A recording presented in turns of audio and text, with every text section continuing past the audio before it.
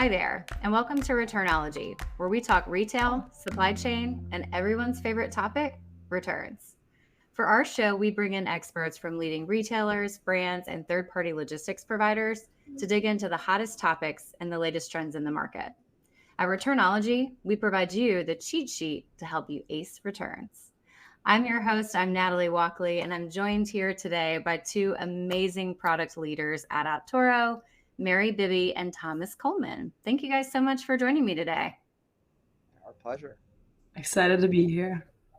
Yes. So before we dig into the great topic of omnichannel returns, will you guys just introduce yourselves really quickly and a little bit about your roles at Optoro? Sure. My name is Thomas Coleman. I am the Senior Director of Product here at Optoro.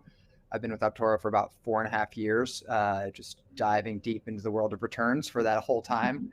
Currently, my product areas are our store returns product, which we'll be speaking about today, as well as express returns, which includes our third-party drop-off locations. So, yeah, very excited to speak with you about your favorite topic, all of our favorite topic.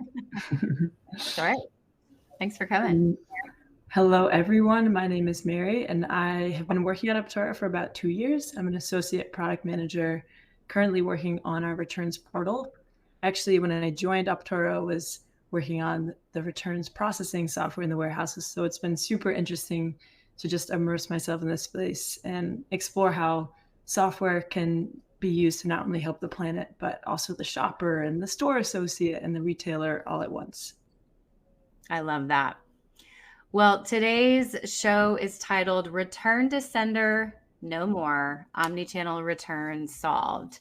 So I love talking omnichannel. I spent several years in the order management space, which is kind of the crux of omnichannel. And it's certainly not new by any means. But what was interesting to watch, and I know we all kind of dread like the mention of the pandemic or COVID or 2020 on webinars and podcasts. But what we saw happen was a lot of retailers were kind of forced to cobble together solutions in the midst of everything that was going on in the world at that time. And so now I think what we're seeing is a lot of them are looking back and kind of assessing what they built or what they put in place and potentially like changing it or mixing it up or optimizing what they have. So, in the market, we all know the value of omnichannel. Shoppers have higher lifetime value. They usually have larger cart sizes or average order value. And it also helps with customer retention. There was a survey from Aspect Software where there's omnichannel retailers have a 91% greater year-over-year retention rate than businesses that don't. But it's interesting too, and as of course at a podcast named Returnology, we're going to talk returns. But one gap that still is kind of out there in this omnichannel world is omnichannel returns. And given that half of all store returns are buy online, return in store, or BORIS, it's a problem worth digging into, right? So, Thomas, to kick us off, what are some of the challenges that you're seeing with omnichannel returns? Yeah, definitely. Well, before I answer that question, I can certainly corroborate the statement that you love omnichannel. That is we all love omnichannel because of you, Natalie. You're welcome. You're our omnichannel champion. No, but in all seriousness, there are a number of challenges with returns just generally, right? I think we've probably spoken at them at length on this podcast, but specifically with regards to omnichannel returns. I'd start by saying that the cross-channel nature of omnichannel makes it a challenge just in of its own right? So, some inventory for a lot of retailers isn't assorted to a store, which is actually sold online. So like that might be the first challenge off the bat is like when a return is made to a store, and particularly for online purchases, but even for in-store purchases, the first question is, do we sell this in the store? Or can we sell that in the store, right? And if the answer is no, that's like an immediate challenge of what do we do next?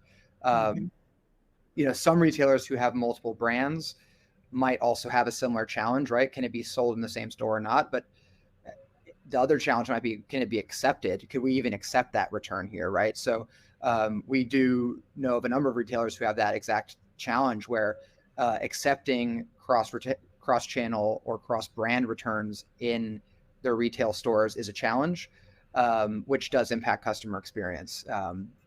In addition to that, I would say like the other big challenge just generally is like, what to do with that inventory, right? I think we'll talk a lot about inventory optimization throughout this podcast today. But yeah, just making the decision on the return itself, finding the most optimal and highest recovery path for it, and particularly like looking to avoid markdowns. I mean, that's a huge challenge for retailers. So I would say those are kind of my top three. Of course, there's many other things when it comes to like the actual physical process of re-merchandising, which is any store associate has to deal with that on a day-to-day basis multiple times a day. So those are my top ones. But yeah, Mary, if you have anything you want to add, please jump in. Well, I was going to say, you're spot on, Thomas. I was talking with a multi-brand retailer at Shop Talk this year, and they actually own a brand as well. And so they'll have shoppers come in and they don't technically sell certain brands, but they still receive them. And then they just automatically mark down to 75% off and put it in the clearance section. So I think that's a common practice that we see with retailers. Definitely. Mary, what were you going to add? I was just going to say that what has also been interesting as we're immersing ourselves in this space is some of the competing interests of, there's an effort and wish to drive people back to the stores, but at the same time, dealing with that new influx of shoppers takes care, and you want to make sure the associates are ultimately leaving those shoppers with a really great experience. So threading the needle between those two things has been a big observation of ours. Yeah, that's really good insight. There's an analyst at Forrester named Brendan Witcher, is one of the greats in omnichannel commerce. And recently on LinkedIn, he polled his audience and asked, I think the question was phrased like, how hard was implementing omnichannel technology at your organization? Was it as hard as expected, harder than expected, or, I forget all the options? But it was astounding. It was over 80% of people said it was harder than they expected. So we know the value of omnichannel. We know we need it. We know shoppers are expecting it, but it's actually pretty difficult to accomplish. When we're talking returns in a store, I mean, we kind of know what a retailer's tech stack looks like, Mary, but what are retailers using to process returns, and what are some of the pros of that maybe, or cons of that, or does that work for that technology in the store to process returns? Yeah, so as we've gone on store visits and we've observed what are people right now using to process those returns, we see a variety of POS systems. Sometimes they're homegrown and very specific to that retailer. Sometimes people are even using an OMS app. And in many cases, these systems are sufficient to process that refund for a shopper, but it's not always leaving that shopper with the best experience or leaving the associate with what they really need to make a great decision about where that item should go after that shopper walks away. Some of the things we see as opportunities or missing from the current systems in place is that dispositioning of that associate needs to understand, where should this item go? What's the most profitable route? Does it get sent to a store, get put in the back room? And often there's a lot of decision makers dealing with those returns and where they should go. And we feel like there's definitely room to optimize that experience for both the shopper and the associate. Yeah, it's funny you say that, because last week I was talking with one of our babysitters who works at a athleisure store, and great brand, I'm sure great tech in the store. And I was asking her, I was like, hey, out of curiosity, when you get a return, walk me through that. And, what did it? And she said, basically they use their point of sale to process the refund. She said, that's really easy.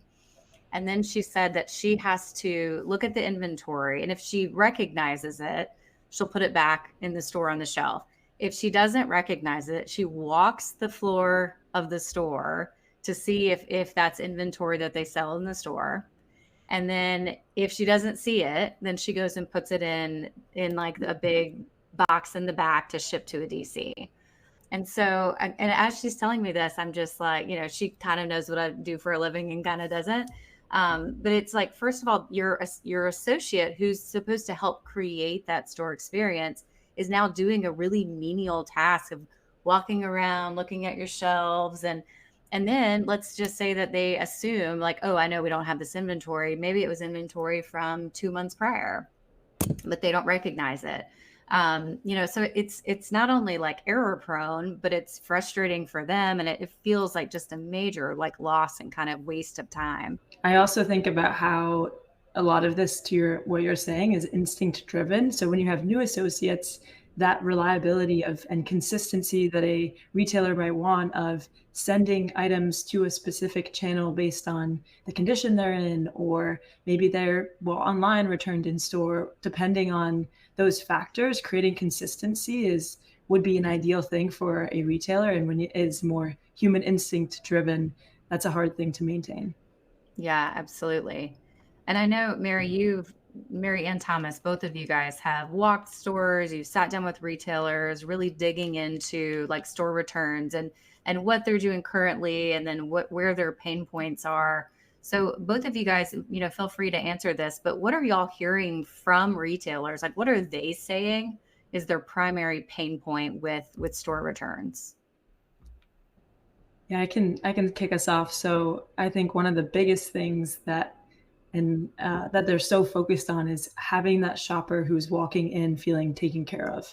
And at the moment, what's tricky is store returns coming in. Often they're standing in the same line as other shoppers trying to make a purchase. So that associate is oscillating between wearing the hat of, all right, how do I get this person to purchase this item, feel the love of this brand? And then next shopper could be really frustrated because they got the wrong size, they're coming in, they have to figure out, is this in stock? So kind of juggling both of those things. When I've talked with store associates, they say and express this feeling of being pulled at all directions at once.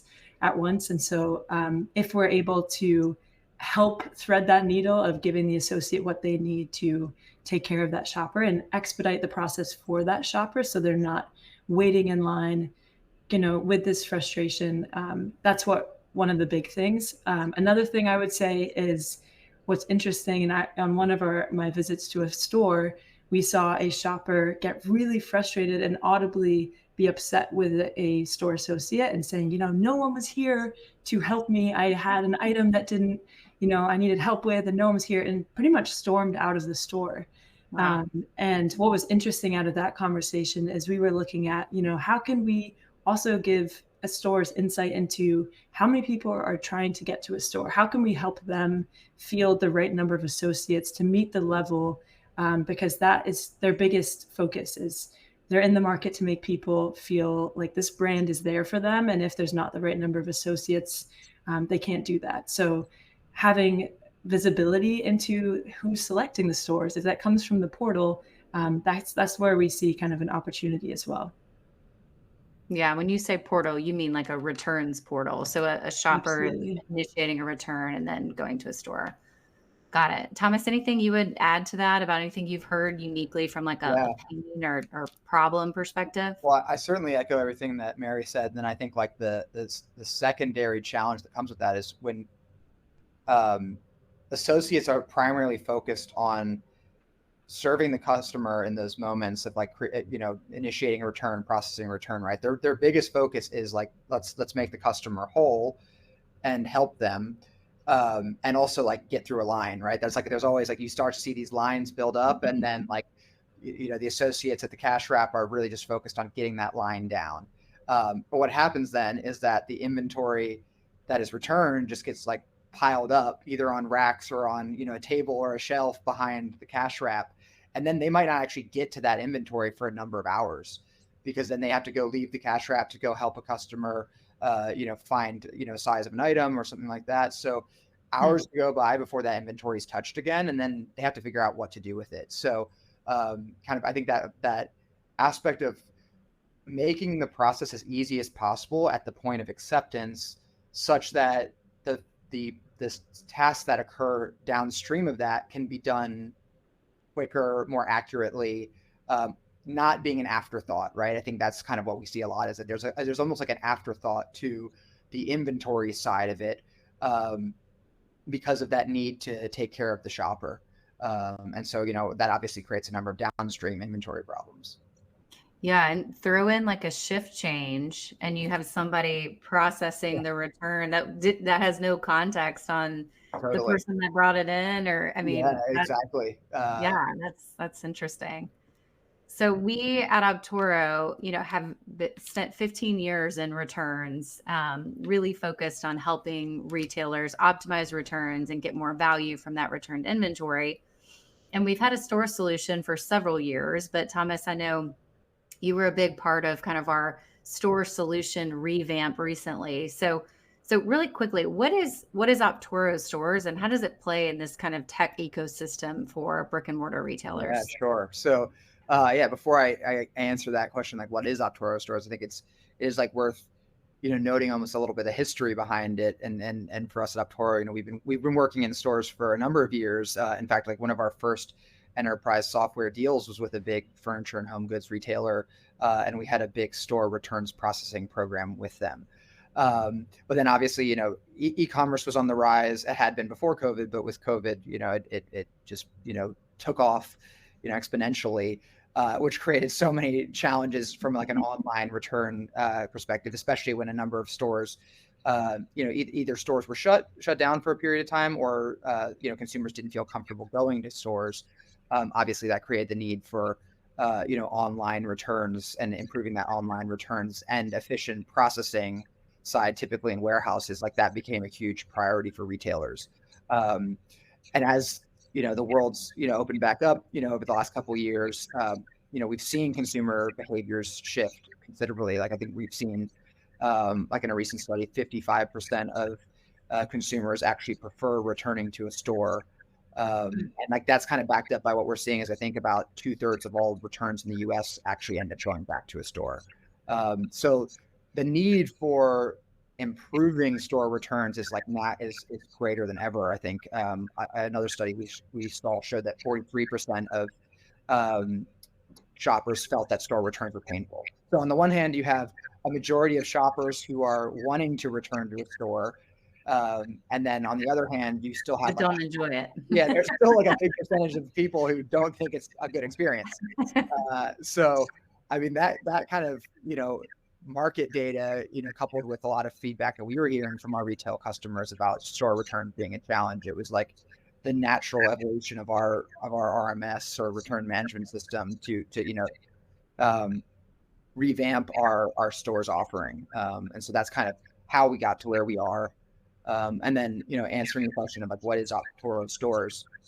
Really, it's just like a modular component of our RMS, right? It's purpose built for the return acceptance and processing, components of stores, right? So that kind of touches everything from return initiation on our returns portal, as well as on, third-party portals.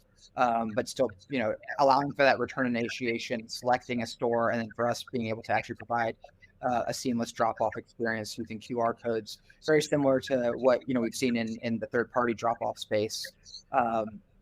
And then integrating our smart dispositioning into that whole process, right? So kind of Optoro's bread and butter on what to do with returns, right? That's like one of our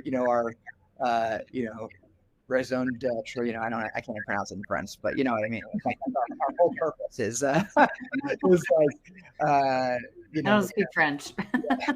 We just speak returns here, I guess. Yeah, so that would be embarrassing for anyone who's a French speaker out there. I studied Spanish, so I got nothing there. But. There we go. Anyways, like that kind of that whole piece of like what to do with the return. Making the best decision about the return and like the workflow within the store is the other side of it, right? So really focused on like, two overarching problem areas, and like areas of value creation for our retail customers. Is like, one is the customer experience side and the shopper experience side. The shopper experience and the associate experience. And then the other is like the inventory, decision-making piece. So if we can improve both of those areas, which, we're on a mission to do, then our resale customers win because they're getting a better experience for their shoppers, which increases CLTV, as we know. Like we've talked a lot about benefits of omnichannel. And then on the back end side, making smarter decisions that ultimately result in more profitable inventory allocations. Yeah, I love how you broke that down kind of into those two, columns or categories, because I think so many brands and retailers are thinking about the portal side of things, right? Like I need a portal on my site for people to initiate. And absolutely, for sure, you want that to reduce calls to your customer care line. But let's take the example of you are a store in New York and someone returns a bathing suit in September. So what if you could unlock the power to ship that bathing suit to Florida or to California where they can wear bathing suits year round? So that's the kind of, at Optoro, we call it smart disposition. Thomas, you mentioned that, but figuring out not just what do I do with this in terms of like packaging and logistics, but where's the most profitable channel to then send that item to where you're not having to immediately liquidate or mark something down 60, 75%, or even just 20%. So thank you for kind of that sneak peek into Optoro stores. And one of the things that kind of piggybacking on a couple of things you said there, but inventory is an evergreen challenge. I would say inventory management is an evergreen challenge for retailers. And, too much, it drives up your costs. Too little, you have stock outs, you lose sales. Or like the bathing suit example, you have it in the wrong place and you have to like mark it down, or potentially, it goes to a landfill. So what are some of the like inventory management benefits that retailers would see from a returns solution in their storefront? Yeah, definitely. I think one of the main benefits is basically just avoiding suboptimal decisions about what to do. So you mentioned markdowns, right? I mean, I think when you don't know, when an associate doesn't know what to do with this item, they have to spend time thinking about it, right? And there are generally two paths. Like one is, you can re-merchandise it. The other is you can mark it down. Like those are historically the kind of two of the main paths that are available to an item of inventory. But as we've discussed, like the decision can be way more complex than that ultimately. Seasonality may be in place, so that item might not be in season anymore. It could be far along in its markdown life cycle. The cost of actually sending it to a DC to fulfill online might actually outweigh the cost of marking it down. So there's also all these other factors. The cost of remerchandising an item, depending on what it is, could also be quite high. So there's all these factors from like shipping costs to processing costs to then where is it selling best? And we have the ability to, with the right data, make that decision in an automated fashion. So that way associates don't have to make that decision. And typically those are decisions that one's not going to get right often, especially when you're under that pressure of, I got to get back in line and help the next person who's in line, or I need to go help a shopper on the floor, right? I mean, like I said earlier, it tends to be an afterthought, and we don't want it to be an afterthought, and we can provide the tools and the capabilities to make it a forethought. Yeah, I love that. I think that's a trend that we see a lot with returns, even in like the four walls of a warehouse. Like brands are focused on the pick, pack, ship process, the outbound fulfillment. And then, they're trying to, similar to a POS for store returns, they're using a WMS for, inbound returns. And it's just such a different process. And those tools weren't purpose built for that. So there's a lot of like lack that you see there. Oh yeah. I was speaking with a retailer the other day, and they're talking about when, they get forward shipments of inventory to the stores, they can re-merchandise that inventory within like 15 minutes of it getting off of, the truck or the trailer, right? I mean, it's like, it comes ready, right? They get, cartons of, 20 deep of a single SKU. It's labeled, it's, either hung up already on a hanger, or it's, packaged and folded. and they can merchandise that almost immediately. With returns, it's a similar problem to what we see in the warehouse, right? You have no idea what's coming back. It's not coming back in like it's not coming back in bulk. It's coming back in eaches, and it might not have the right tags on it. It could be missing a UPC tag or an RFID tag. You need to fold it, you need to put it on a rack, on a hanger. I mean, there's all these like little touch points. So re-merchandising returns actually just takes a lot longer than the active merchandising forward inventory. And so adding in, like, being able to capture in that cost component as well as like the selling component is really key to making an optimal inventory decision. Yeah, and then throw in what I was going to say is like something comes back with armpit stains or then you've got like, okay, is this, a returns fraud or returns abuse in some form, and like putting all that pressure on the associates. So let's flip the coin a little bit. We talked pain and challenge and kind of like what we're seeing in the market. But what are the opportunities that are available when you have the right omnichannel return solution? And Mary, maybe we'll start with you, and then Thomas, let you wrap it up, and then we'll end on a fun question. Nice. Love it. Well, one of the interesting things as we got started in the store space is we were doing research on this opportunity we were hearing of driving foot traffic to stores. So post-pandemic, opening the stores back up, recognizing that as a value driver of we can represent our brand, upsell shoppers, get them into the stores. So this idea that store returns and buy online, return in store, and enabling that would drive foot traffic to the stores was really seen as an opportunity. And one of the things we found out is the research actually suggests when shoppers learn, they have this convenient option of, buying online and actually dropping off in the store. There's a little bit of an offset to what we might expect in store traffic, because then you have shoppers who realize, hey, I don't actually have to buy in the store and return to the store. I could buy online and return to the store. So that stood out as a really interesting insight for us, and kind of leads us into like, what is the real opportunity then?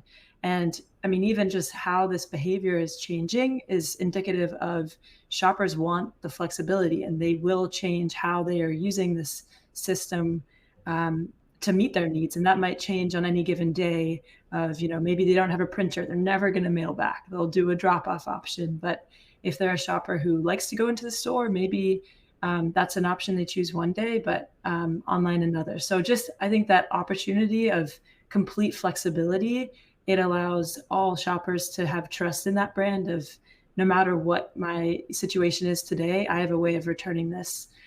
So I'd say that's like one of the big ones.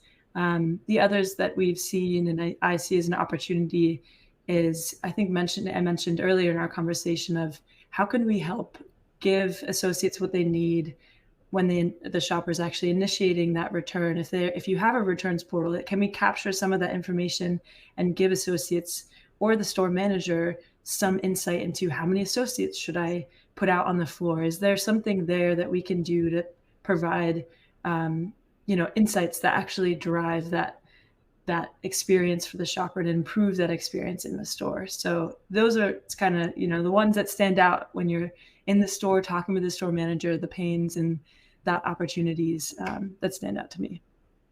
That's great. I love that. Thomas, what about you? Yeah, well, I've spoken a lot about inventory, so I'm going to shift from that one. I think, we've spoken a lot about the shopper side, but I do really want to hit on, I think,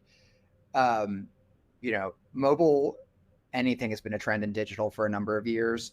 And, consumer behavior to everything mobile is like so apparent now in everyday life. And I saw a stat the other day that shoppers, like 77% of shoppers will look on their phone while they're in a store. While they're in a store. Like they'll look for inventory on their phone and they'll look for reviews, right? So like that kind of aspect of shoppers being on their phone in a store, I find fascinating.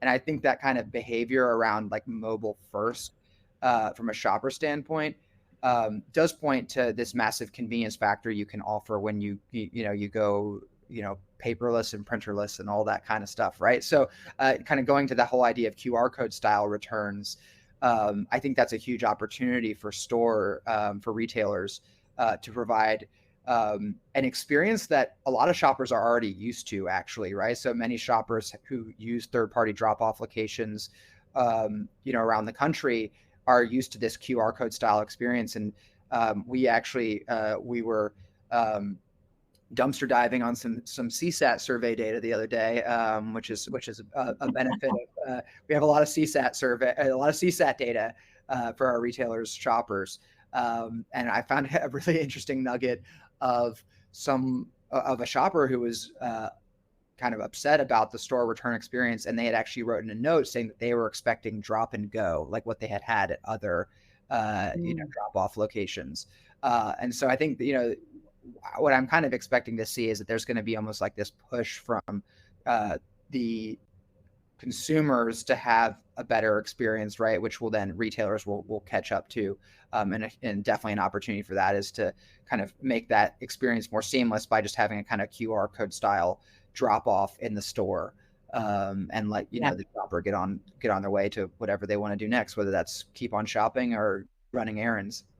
Yeah. I don't know if dumpster diving is the right framing. Probably not the right. Yeah, well, one person's trash is another person's treasure. So our treasure was was finding that nugget. Yes. I love that. I remember registering, when I got engaged and, go and do your registry, whatever.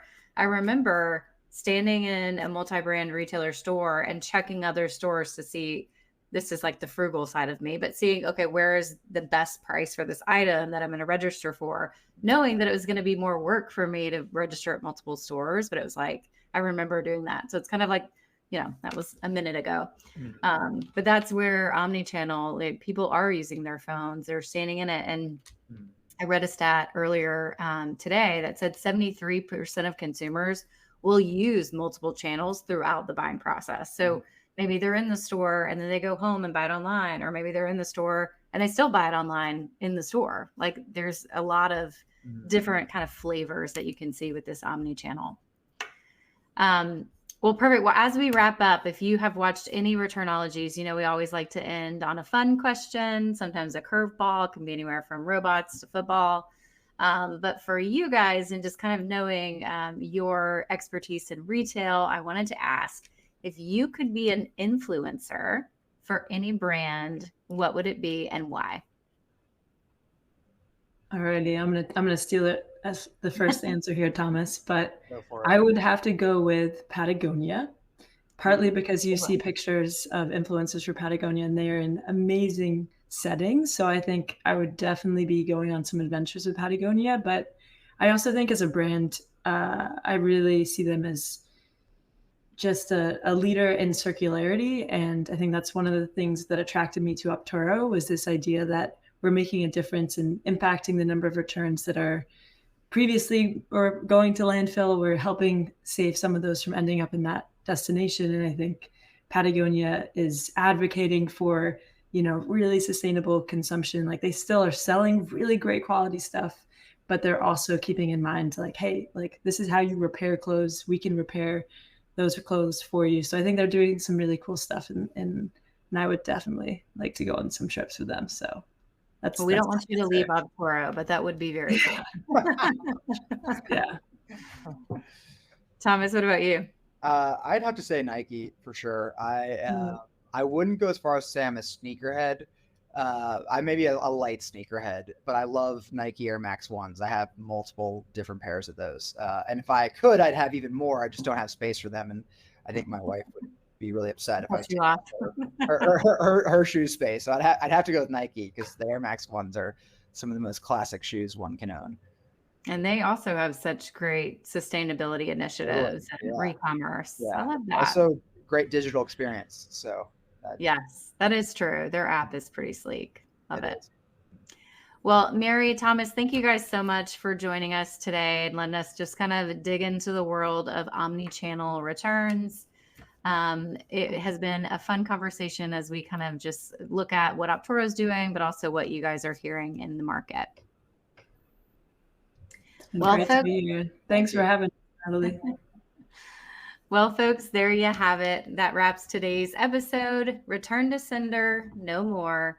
Omnichannel returns solved. I'm your host. I'm Natalie Walkley, and we hope you'll join us next time at Returnology, where we provide you the cheat sheet to help you ace returns. See you next time.